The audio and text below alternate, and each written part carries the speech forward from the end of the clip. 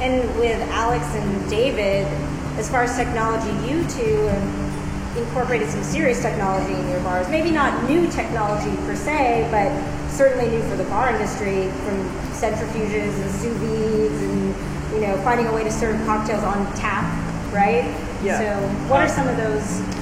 The bar, especially craft cocktail bars, is largely rooted in a very strong sense of history.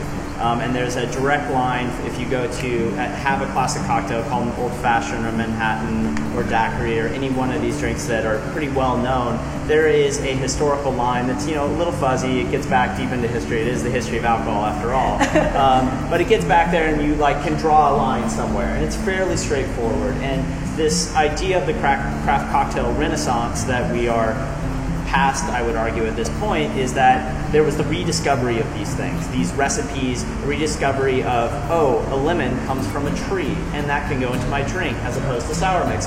What an idea. That's amazing, right? And we've spent the last 10 plus years, depending where you're at, really rediscovering that and mastering that.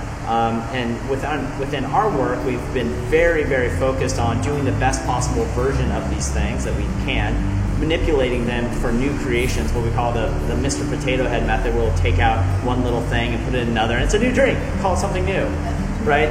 Mixology, voila. And now we're to this next stage where, in our work in particular, where we're very excited about looking at what the most forward-thinking kitchens in the world are doing and taking some of those techniques and seeing how they can apply productively to the bar.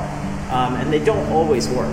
A lot of the best, most avant-garde chefs in the world use crazy stuff and have very intricate processes and charge accordingly for them, and that's not necessarily a model that can apply to the bar. When you come to our bar and you get a drink, we don't expect you ever to sit there and go,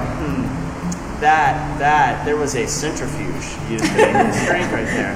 We want you to go, wow, that's unique, that's special, and that aha moment, that level of surprise is our ultimate goal. And as more consumers become knowledgeable, experienced in drinks, they're interested in more and more spirits, that end goal, that little nugget that we're after of surprise, of amazement with a drink, is harder and harder to get to. So these tools that we're using, like centrifuges, like using sous vide technology, using a rotary evaporator to make our own distillates. No one works for the TTV in here, right?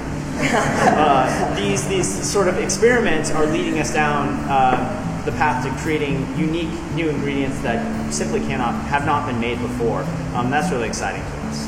You talked a little bit about how it's enhanced the guest experience. How does it help business as far as like the bottom line, allowing drinks to be served maybe more quickly? Or so Honeycut, great example. Head over there, please, and you'll go into the disco room. Yes, there's a disco room.